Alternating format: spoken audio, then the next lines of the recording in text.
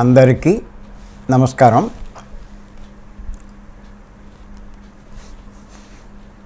కార్యక్రమం ప్రారంభించే ముందు గురువు గారు బ్రహ్మర్షి పత్రి గారికి ఒకసారి మనం ధన్యవాదాలు చెప్పుకుందాం.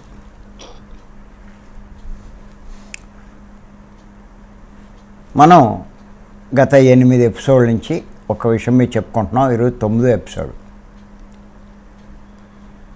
ఏంటంటే మెహర్ బాబా సందేశాలు. ఈ మెహర్ బాబా సందేశాల్లో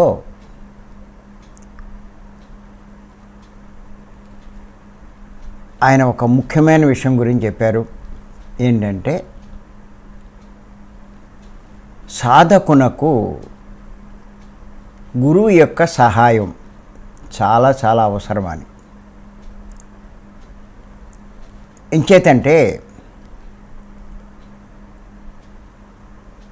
సాధకుడు తనకు తానుగా స్వయంగా సాధన చేయొచ్చు, కానీ 6వ భూమికను దాటలేడు గురువు యొక్క సహాయం లేకుండా అని ఆయన చెప్పారు. అంతేకాదు మధ్యస్థ భూమికల్లో కూడా అక్కడ ఆగిపోవచ్చు, అవి కూడా దాటలేకపోవచ్చు అని ఆయన చెప్పడం జరిగింది. అంచేత అసలు ఈ భూమికలు అంటే ఏంటి అన్న దాని మీద మనం చెప్పుకుంటున్నాం. పత్రి గారు మనకి సప్త జ్ఞాన భూమికలు అని 7 భూమికలు చెప్పారు. అంటే ఏంటంటే ఎవరైతే ఈ మార్గంలోకి వస్తారో, ఈ మోక్ష మార్గంలోకి,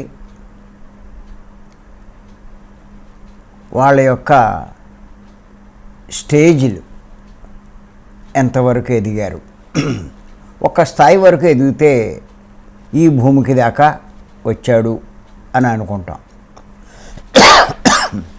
ఇంకొంచెం ఎదిగితే ఈ భూమికి వచ్చాడు అంటే అవి స్థాయిలు లేకపోతే స్థితులు ఇలా చెప్పుకోవచ్చు మనం. అందులో ఈరోజు 4వ భూమికి గురించి చెప్పుకుందాం. ఏమిటంటే అది సత్వాపత్తి. మనం 3 భూమికల గురించి చెప్పుకున్నాం. మనమంతా కూడా ఆ 3 భూమికలు దాటిన వాళ్ళమే.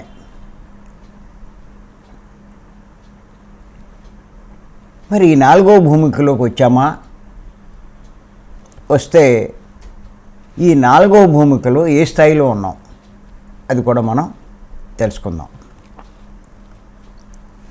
పత్రి గారు ఏం చెప్పారంటే సత్వాపత్తి అంటే శుద్ధ సాత్వికం సాధించడమే సత్వాపత్తి అని అన్నారు. శుద్ధ సాత్వికం సాధించడమే సత్వాపత్తి.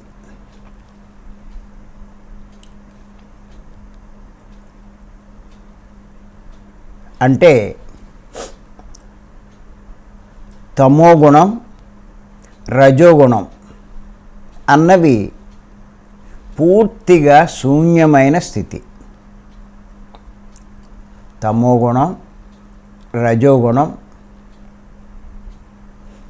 అన్నవి పూర్తిగా శూన్యమైన స్థితి.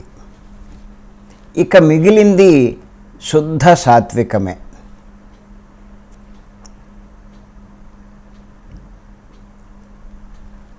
పత్రి గారు ఇంకా వివరణ ఇచ్చారు. తమో గుణం అంటే సోమరితనం, బద్ధకం.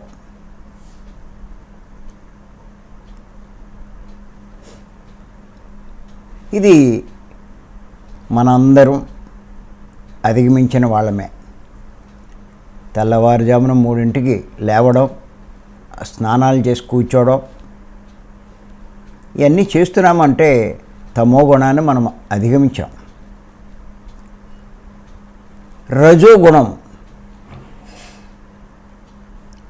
అంటే నాకు తెలుసు అనే గర్వం,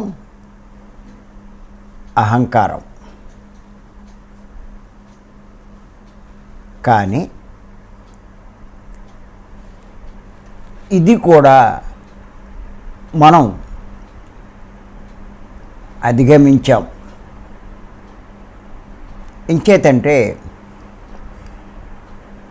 నాకే తెలుసు అని అనుకునేవాడు ఇంకా నేర్చుకోవడానికి ఆసక్తి ప్రదర్శించడం. నేను మాస్టర్ అయిపోయాను,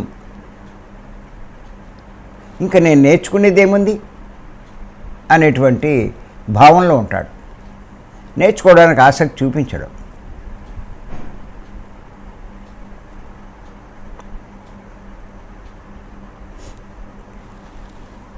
అంచేత ఈ రెండు మనం దాటితే నిజంగా సత్వాపత్తిలోకి వచ్చినట్టే లెక్క. సత్వాపత్తి అంటే 4వ భూమికని మనం అధిగమించినట్టే లెక్క.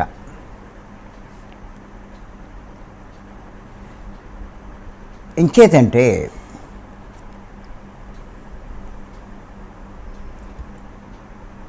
సాత్వికంలోకి వచ్చినా కూడా ఇంకా ఈ తమోగుణ లక్షణాలు కొన్ని ఉంటాయి, రజోగుణ లక్షణాలు కొన్ని ఉంటాయి ఎవరికైనా. వచ్చారు సాత్వికంలో, కానీ ఆ లక్షణాలు పోలా. ఆ బద్ధకం పోలా. లేకపోతే నాకు తెలుసు, నేను పుస్తకాలు చదివాను, నేను ఎన్నో తెలుసుకున్నాను అనేటువంటి భావం.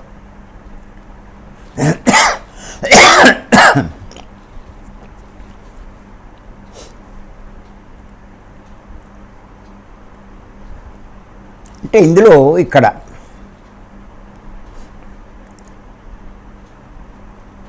సత్వాపత్తి అంటే శుద్ధ సాత్వికం అని చెప్పుకున్నాం.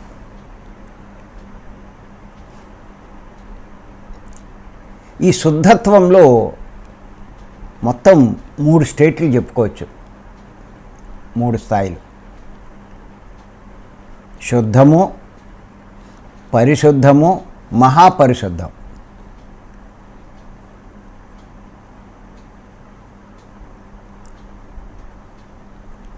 అంటే శుద్ధ సాత్వికము, పరిశుద్ధ సాత్వికము, మహాపరిశుద్ధ సాత్వికం.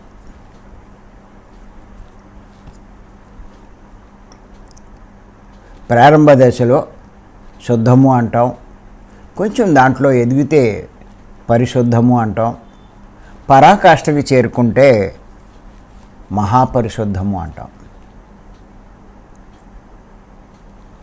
ఇక్కడ మనకున్న ఈ రజోగుణము, తమోగుణము, ఆ పాళ్ళను బట్టి మనము ఈ మూడిట్లో ఏదో దాంట్లో ఉంటాం. కానీ ఎవరైతే మహాపరిశుద్ధ స్థితికి అంటే పూర్తి శుద్ధ సాత్విక స్థితికి రాగలుగుతారో వారు ఈ భూమికను కూడా దాటినవారు. లేకపోతే మెహర్ బాబా వారు చెప్పారు కదా, మధ్యస్థ భూమికల్లో కూడా చిక్కుకుపోతారు అని చెప్పి, అలా మనం చిక్కుకున్నట్టే లెక్క. అంచేత ఈ తమోగుణ లక్షణాలు కానీ రజోగుణ లక్షణాలు కానీ పూర్తిగా అధిగమించగలగాలి. అవి పూర్తిగా శూన్యమైపోవాలి. అది పత్రి గారు చెప్పింది. తమోగుణం, రజోగుణం పూర్తిగా శూన్యమైపోతే శుద్ధ సాత్వికంలోకి మనం వచ్చిన వాళ్ళం అవుతాం.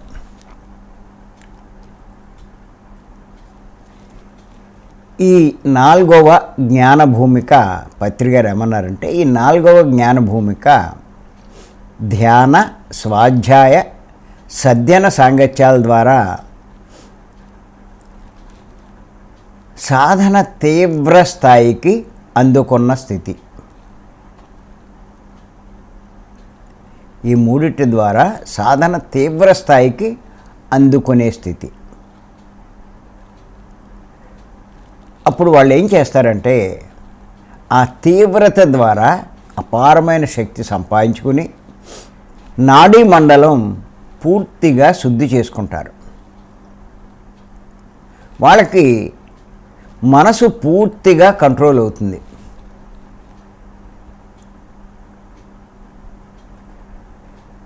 అదే యోగి అయిన స్థితి.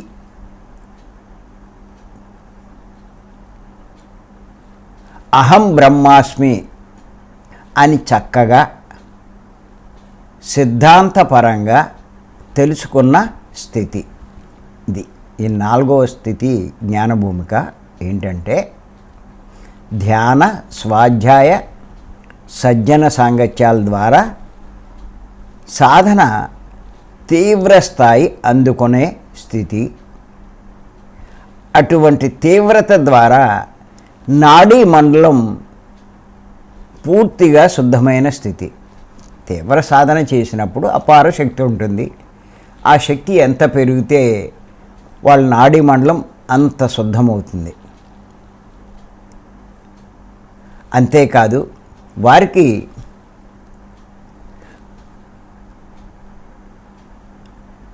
మనసు పూర్తిగా కంట్రోల్ అవుతుంది. మనసు పూర్తిగా కంట్రోల్ అవ్వడం అంటే గుర్తుపెట్టుకోండి, అరిషడ్ వర్గాలు ఉన్నాయి. కామ, క్రోధ, లోభ, మోహ, మద, మాత్సర్యాలు. ఇవన్నీ వాళ్ళ అదుపులో ఉంటాయి.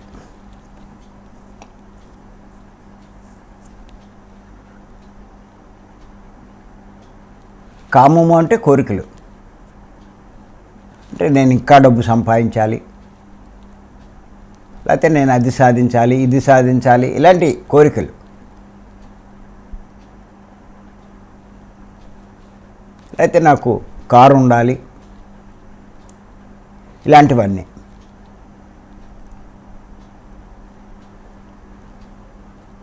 మనసు పూర్తిగా అదుపులో ఉంటే, అవకాశం ఉంటే అనుభవిస్తాం, లేకపోతే దాని గురించి పట్టించుకోం. ఇక్కడ మనసు పూర్తిగా కంట్రోల్ అవుతే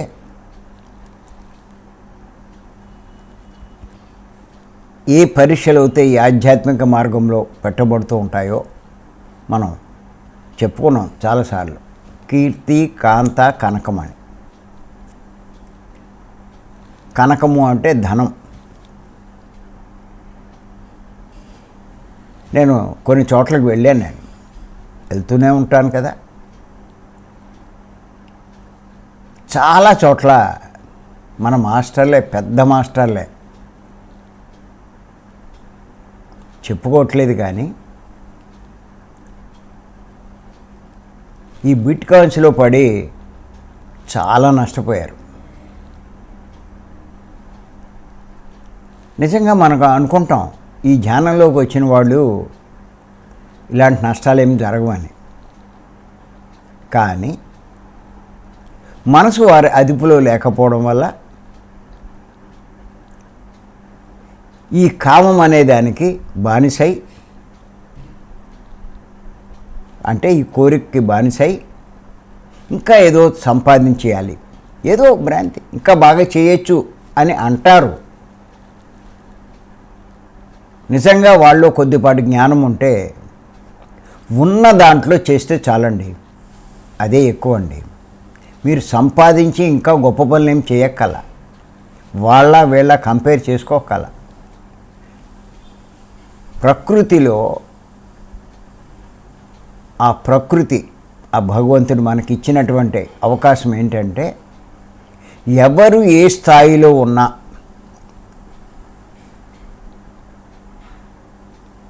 వాడి స్థాయిని బట్టి వాడు చెయ్యగలిగింది చేయడమే.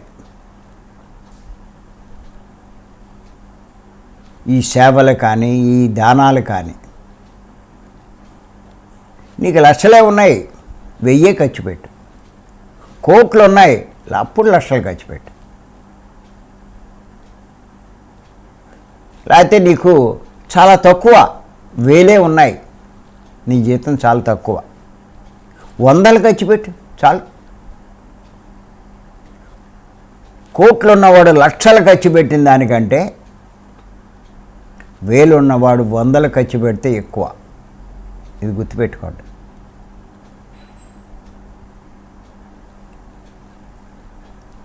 మరి ఈ జ్ఞానం సరిగ్గా లేకపోతే మాస్టర్ పెద్దోడే, పెద్ద మాస్టరే, కానీ ఆ కామం అదుపులో లేకపోవడం వల్ల ఇటువంటి వాటికి బానిసై లక్షలు కాదు, కొంతమంది కోట్లు కూడా నష్టపోయారు. దగ్గర వాళ్ళందరికీ అప్పు చేసి అందులో పెట్టారు. వాళ్ళకి మొహం చూపెట్టలేక ఇప్పుడు బయట కనిపించట్ల. అంతకుముందు ఎన్నో క్లాసులు పెట్టేవారు, క్లాసులు చెప్పేవారు, అన్నీ చేసేవారు. అక్కడ కనిపిస్తే మళ్ళీ వీళ్ళంతా అడుగుతారు డబ్బులు. అని చేత బయటికి రావడం మానేశారు. ఎందుకు వచ్చింది ఈ పరిస్థితి అంటే కనకం అనే బలహీనత, ఆ ధనం పెంచుకోవాలి అనే బలహీనత. ఏదేదో చేసేయచ్చు.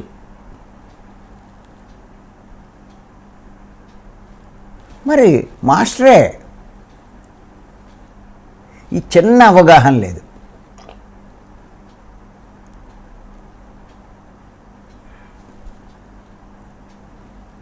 ఈ ఉన్న దాంట్లో చేయొచ్చు, అదే ఎక్కువ చేసుకోవడానికి. ఎంత చేసావో అన్నది కాదు, నువ్వు చేసావా లేదా అన్నది ముఖ్యం. పక్క వాళ్ళతో కంపారిజన్ అనవసరం, ఎవడి స్థాయి కాదు.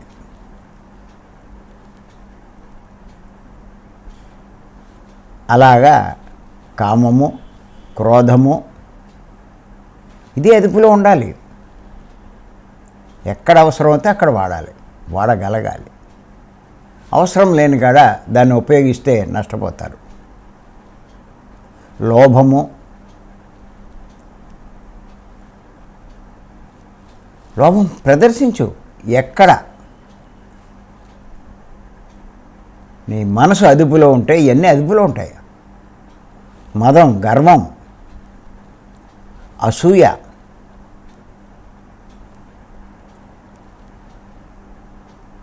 వ్యామోహం అన్నిటి మీద. ఇది మనసు అదుపులో ఉన్న వాళ్ళకి అన్నీ అదుపులో ఉంటాయి. అదుపులో ఉంటే ఇవన్నీ మేలు చేస్తాయి, ఉపకరిస్తాయి. కానీ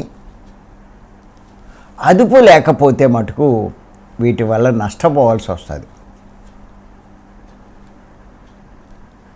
అంచేత పత్రి గారు ఏమన్నారంటే, ఈ 4వ భూమిక నువ్వు వచ్చినట్టు లెక్క ఏది అంటే మనసు పూర్తిగా కంట్రోల్ అవ్వాలి. అప్పుడే యోగి అయిన స్థితి అన్నారు.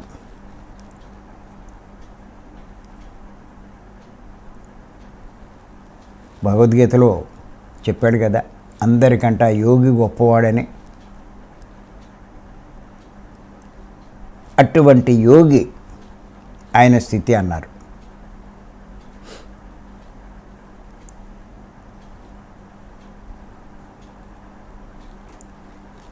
ఆయన ఇంకా ఏం చెప్పారంటే భగవద్గీతలో, యోగో భవతి దుఃఖః.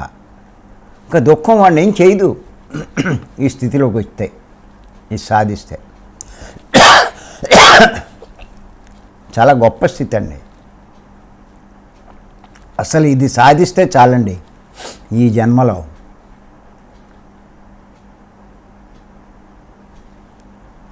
ఈ 4వ భూమిక ఇది సాధిస్తే చాలు. నెక్స్ట్ ఉన్న భూమికలు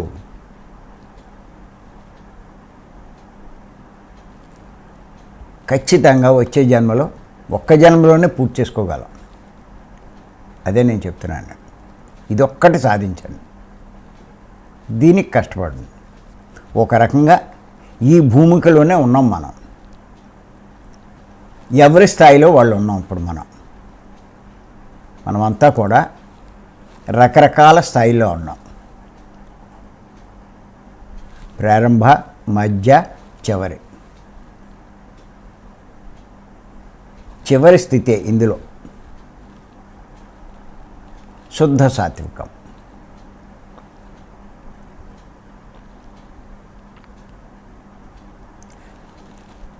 అదే యోగి అయిన స్థితి. అహం బ్రహ్మాస్మి అని చక్కగా సిద్ధాంతపరంగా తెలుసుకున్న స్థితి. తెలుసుకున్నాం మనం అంతా.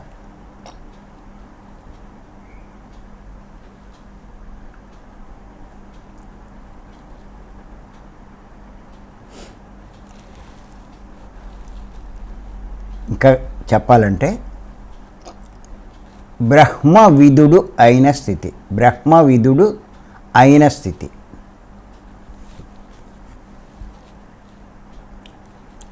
బ్రహ్మవిదుడు అయిన స్థితి.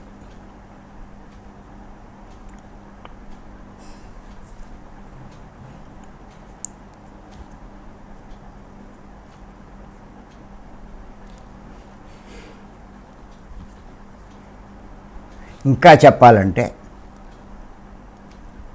ఈ శుద్ధ సాత్వికం చివరి స్థితికి వస్తే శుద్ధ సాత్వికంలో ఆంజనేయ స్వామితో పోల్చొచ్చు మనం.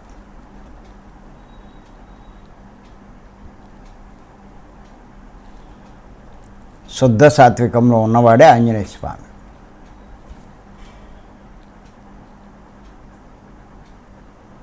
సాత్వికంలో ఉండేవాడు విభీషణుడు, రజోగుణంలో ఉండేవాడు రావణాసురుడు, తమో గుణంలో ఉండేవాడు కుంభకర్ణుడు. నిర్గుణ స్థితికి చేరుకున్నవాడే శ్రీరామచంద్రుడు. ఒకటే స్టేజ్.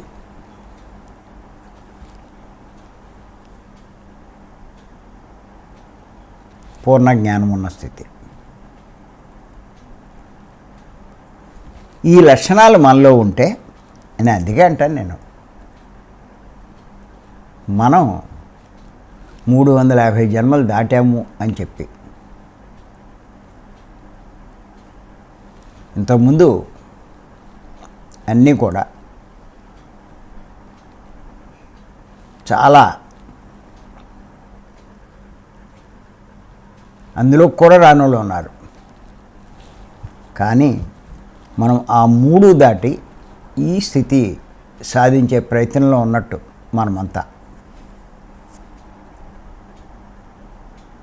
కొంచెం ఇంకా కష్టపడదాం, ఇంకా బాగా శ్రద్ధ పెడదాం, ఇది సాధిద్దాం.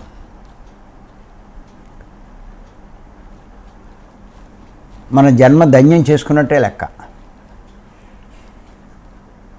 ఇది దాటి మీరు 5వ దాంట్లో కూడా రాగలిగితే మీరు చాలా గొప్పవాళ్ళు. ఇంకా చెప్పుకోగల మీకు ఇంకెవరు చెప్పాల్సిన పని కూడా లేదు 5వ దాంట్లోకి వెళ్తే.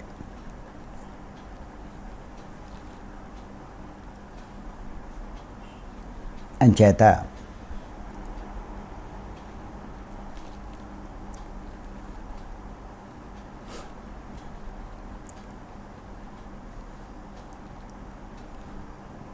ఇది చాలా, ఈ సాధకులు చాలా గొప్ప స్థితికి చేరుకున్నట్లు లెక్క.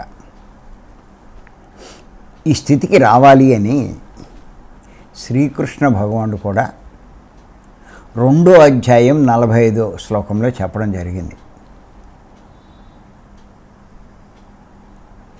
ఆయన ఏమన్నారంటే, త్రైగుణ్య విషయ వేద నిశ్రైగుణ్యో భవార్జున నిర్ద్వంద్వో నిత్యసత్వస్థో నిర్యోగక్షేమ ఆత్మవాన్. ఓ అర్జున, వేదాలు త్రిగుణాత్మకములైనటువంటి సంసార విషయాలను తెలుపుతున్నాయి. నీవు త్రిగుణాలను వదిలిన వాడవుగాను, ద్వంద్వాలు లేనివాడవుగాను, శుద్ధ సత్వాన్ని ఆశ్రయించిన వాడవుగాను, శుద్ధ సత్వం, యోగక్షేమముల దృష్టి లేనివాడగుము, ఆత్మజ్ఞాని కమ్ము అని చెప్పన్నాడు ఆయన. ఇది సాధిస్తే కృష్ణుడు చెప్పిన దీన్ని సాధించినట్లు లెక్క. సాత్వికాన్ని కూడా అధిగమించడమే శుద్ధ సాత్వికం అండి. వాడే బ్రహ్మవిదుడు, వాడే మరి సత్వాపత్తి అనే స్థితిని సాధించినవాడు.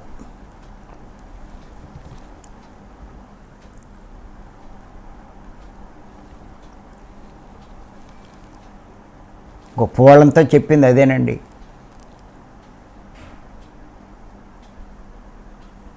అంచేత ఈ తమోగుణము రజోగుణ లక్షణాలు మనలోంచి పూర్తిగా పోవాలి. ఏ మాత్రం ఆ లక్షణాలు కనపడకూడదు. అది ఇదే మనకి పత్రి గారు చెప్పింది.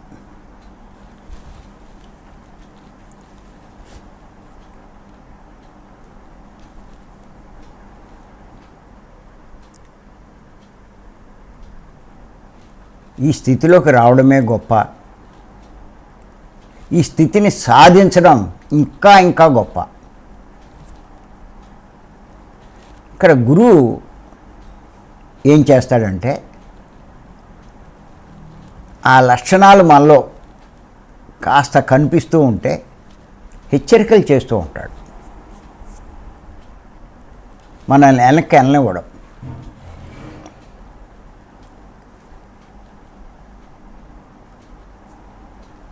మనకు ఫోన్ చేయడమో,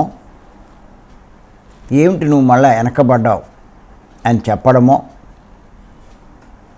లేకపోతే ఎక్కడైనా కొంచెం పొరపాట్లు జరిగితే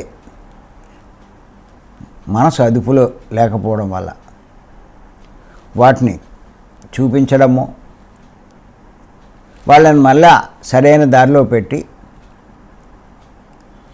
ఇంకా అటువంటి పొరపాట్లు జరగకుండా చేయడం, ఇటువంటి సహాయం గురువు చేయగలడు.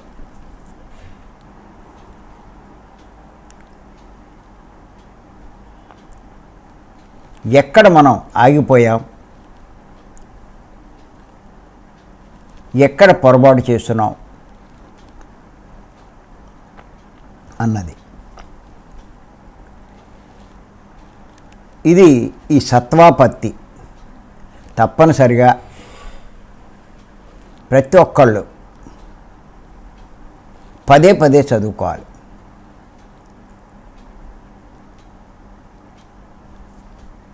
ఇది చాలా ముఖ్యం.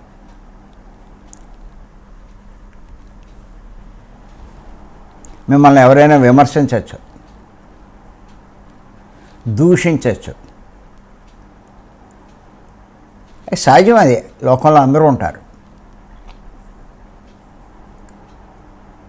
కానీ మన మనసు మన అదుపులో లేకపోతే, నన్ను అంటాడా అని మీరు అఫెండ్ అవుతే మీలో అహం ఉన్నట్టే. గుర్తెట్టుకోండి. వాళ్ళు నన్ను అనేది ఏంటి?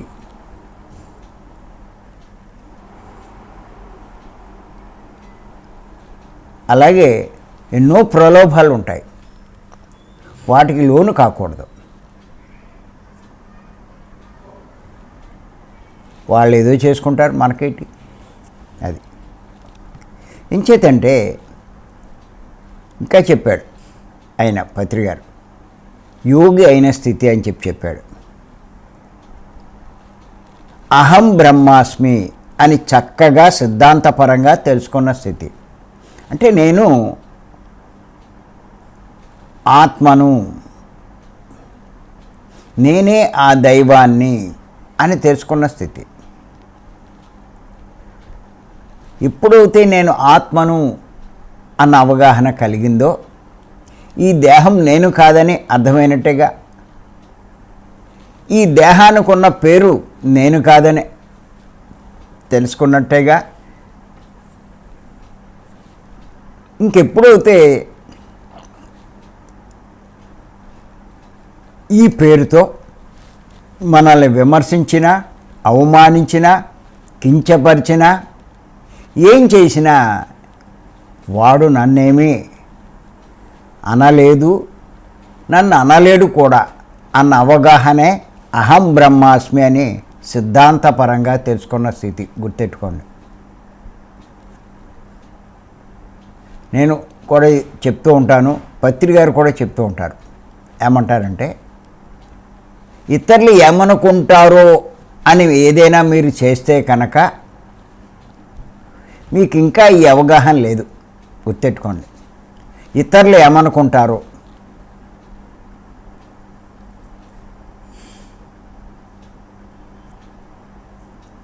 ఎవడేమనుకున్నా మీకు అనవసరం. మీరు చేసేది సరైందా కాదా అది చూసుకోండి. ఇంకెవడేమనుకుంటే మనకేటి, మనం చేసేది మనకు ముఖ్యం. సరైన మార్గంలోకి వచ్చాం, సరైన సాధనలోకి వచ్చాం, సరైన పనే చేస్తున్నాం.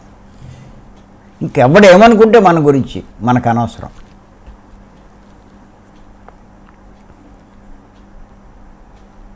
మన పని మనం వదలకూడదు, మన పని మనం మానకూడదు. ప్రాపంచికంలో కూడా వాళ్ళు ఏమనుకుంటారో, వీళ్ళు ఏమనుకుంటారో అనుకుంటూ చేస్తూ ఉంటాం. మీరు చూడండి, మీకు ఇంతకుముందు కూడా చెప్పాను నేను, మా మనవరాలకి ప్రధానం రేపు 3వ తారీఖు జూన్ 3. వాళ్ళు చాలా భారీ ఎత్తులో చేస్తున్నారు. చెన్నైలో ఓ క్రూయిజ్ అంటే ఓ షిప్పు ఓ రోజు కాంట్రాక్ట్ తీసుకున్నారు వాళ్ళు. ఇంకన్నీ అక్కడే ఫెసిలిటీస్ అన్నీ ఉండడం చేయడం అన్నీ అక్కడే. 75 లక్షలు అంత గ్రాండ్గా చేస్తున్నారు. ఇప్పుడు అన్నీ డెస్టినేషన్ ఫంక్షన్స్ ఎక్కువైపోయినాయి. వాళ్ళు ఉండే ఊళ్ళో ఆ ఫంక్షన్స్ హాల్స్లో అక్కడ చేస్తే అదేదో చాలా తక్కువ అంట. ఇప్పుడంతా మళ్ళీ ఇలా మొదలెట్టారు. డబ్బులు ఎక్కువే ఏం చేస్తారు, డెస్టినేషన్ అంట అని చేత అక్కడ పెట్టారు. చెప్పేశాం మేము, మాకు 3 రోజుల క్లాస్ ఉంది, మేము వెళ్ళలేము, మేము రాలేమని చెప్పాం. ఆఖరి రోజైనా రావచ్చు కదా, మీ క్లాస్ ఎవరికైనా అప్పచెప్పచ్చు కదా అని, లేకపోతే ఇద్దరిలో ఒకళ్ళు రావచ్చు కదా. కానీ మేడము అంగీకరించలేదు, నేను అంగీకరించలేదు. కొంతమంది చెప్పారు మేడంకి, మేము చూసుకుంటామండి మీరు చేసే పని, మీరు లేకపోతే మీరు ఒక్కరూ వెళ్ళరండి అని. కానీ ఆవిడ కూడా అంగీకరించలేదు.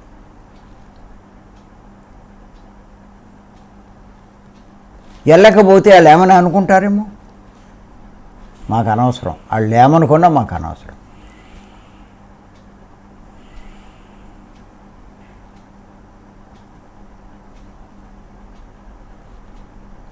మనం చేసే పని ఇది చాలా ముఖ్యం. అందులో మాకేమొస్తుంది, వెళ్తే సమయం వృధా తప్ప.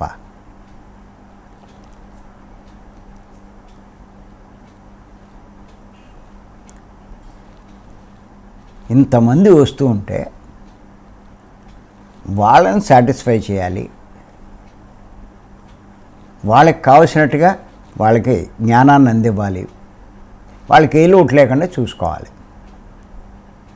అది చేయవలసిన పని. ఇంత జ్ఞానం పొంది ఇవన్నీ మనం చూడకపోతే ఉపయోగం ఏంటి? ఇంకా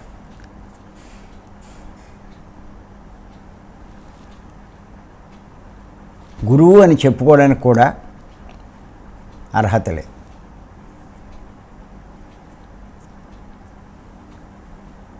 అంచేత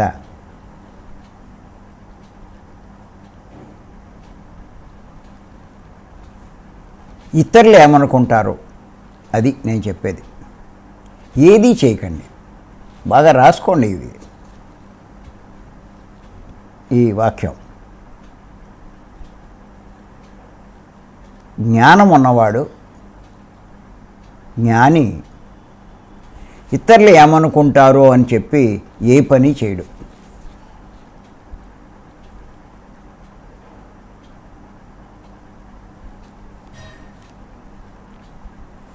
అది జ్ఞాని యొక్క లక్షణం. మీలో ఏమాత్రం జ్ఞానం ఉన్నా ఇతరులు ఏమనుకుంటారో అనే పనులు చేస్తే మీ ఎదుగుదలను ఆపుకున్న వాళ్ళు అవుతారు. మీకు ఇవ్వబడిన అవకాశాన్ని నష్టపోయిన వారు అవుతారు.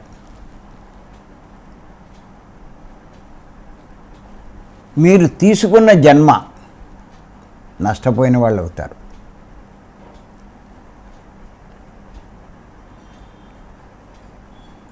మంచి వచ్చిన అవకాశం కోల్పోయిన వాళ్ళం అవుతాం. ఈ దేహం రావడం అన్నది అసమస్య కాదండి. ఎంతో ఎదురు చూసాం పైలోకాల్లో.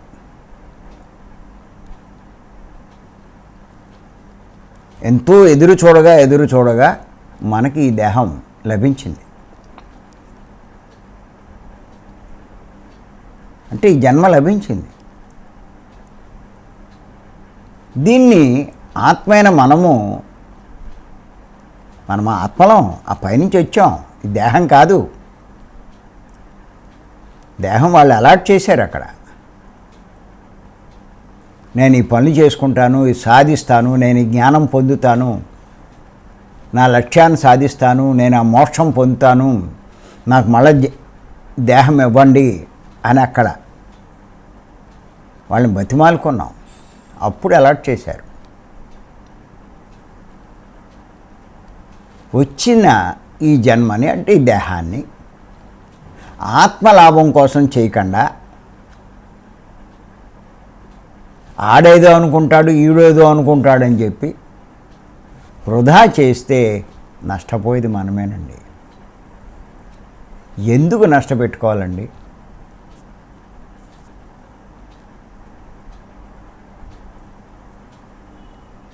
ఒక్కరోజు వృధా చేస్తే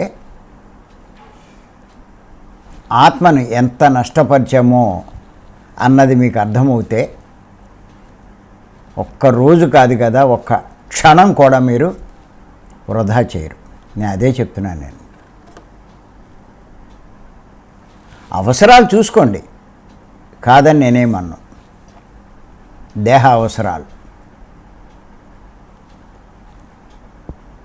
ఆహారం తప్పదు, బట్ట తప్పదు, ఒక ఇల్లు సమకూర్చుకోవాలి, అది తప్పదు,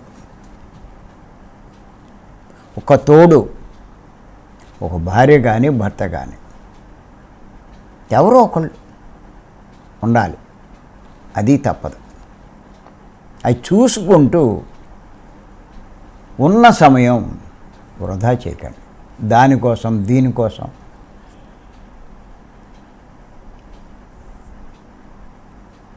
ప్రతి ఒక్కళ్ళు కూడా మన పిల్లలేటి, మన సంసారం ఏంటి,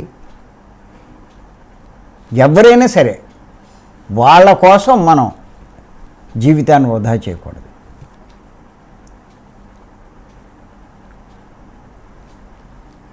నేను చూశాను కొంతమందిని మన సొసైటీలోనే.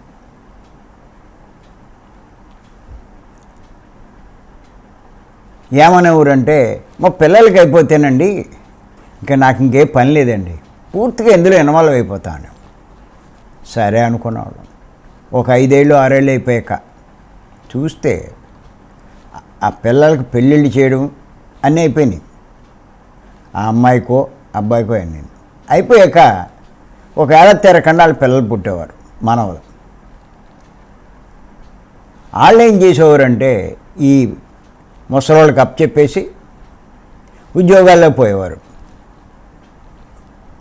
వాళ్ళు ఉద్యోగాలు చేసుకోవడానికి ఈ చంటి పిల్లల్ని ఈ పిల్లల్ని వీళ్ళు చూసుకునేవారు. ఏమోనండి మళ్ళీ ఈడు తగులుకున్నాడు మాకు అది అయిపోయింది అనుకుంటే, ఈడు కొంచెం ఎదుగుతేనండి మళ్ళీ వచ్చేస్తామండి ఇలా అన్నవాళ్ళు ఉన్నారు. ఈడు ముసలో ఈ మనవడు ఎదిగేసరికి వీళ్ళు ఏమవుతారు చెప్పండి? ఇంకెప్పుడు చేసుకుంటారు? ఇంకో జన్మ తెచ్చుకోవాలి మళ్ళా.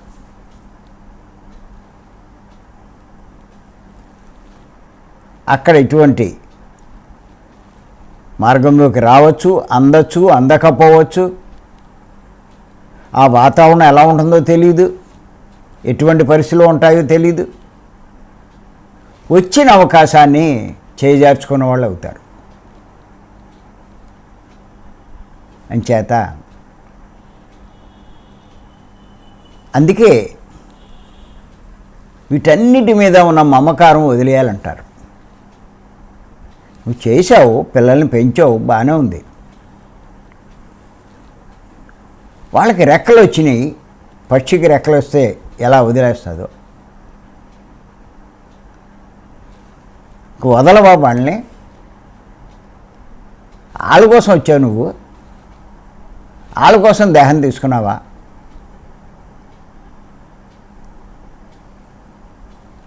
అంచేత ఎన్ని ఫ్యాక్టర్సేనండి, ఎన్ని ఉన్నాయండి.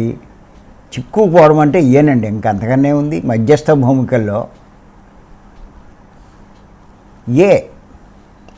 ఏముంటాయి మనకు వచ్చే ప్రమాదాలు కానీ ఏయైనా సరే.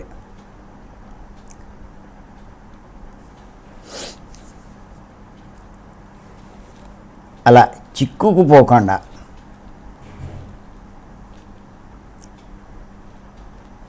చేయడానికే గురువు, గుర్తెట్టుకోండి.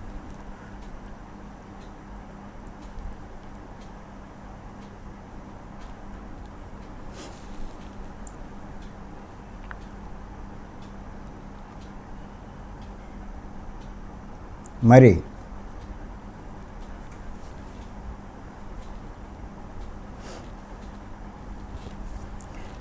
శ్రీకృష్ణ భగవాన్ కూడా చెప్పాడు కదా, త్రిగుణాలను అధిగమించాలన్నాడు, శుద్ధ సత్వాన్నే ఆశ్రయించాలన్నారు. అదే ఈ సత్వాపత్తి అన్నది. ద్వంద్వాలు లేనివాడిగా ఉండాలన్నాడు. గెలుపు ఓటములు, నిందాస్తుతులు, మాన అవమానాలు ఇవన్నీ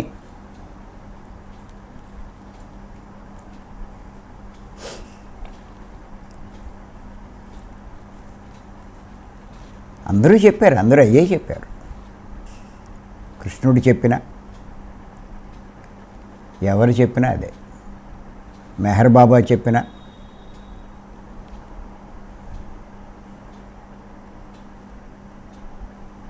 అంచేత ఏంటంటే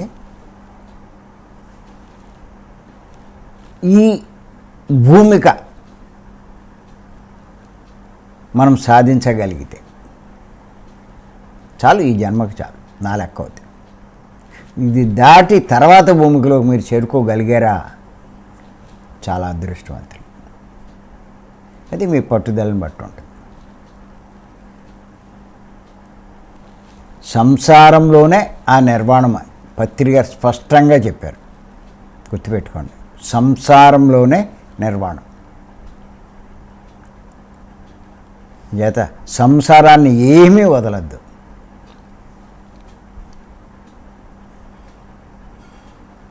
ఎన్నో ఉంటాయి ఆటంకాలు అడ్డి, కానీ మీరు పట్టుదలగా వదలకుండా మీరు ఎదరికెళ్ళండి. మరుజన్మ అన్నది ఏ ఆటంకాలు లేకుండా మీకు దొరుకుతాయి. అటువంటి జన్మ మీరు పొందగలుగుతారు. అదే ఆఖరి జన్మ అవుతుంది. అది ఇంకేత ఈ అవకాశం ఇచ్చే మీ అందరికీ ధన్యవాదాలు చెప్తున్నా. Thank you.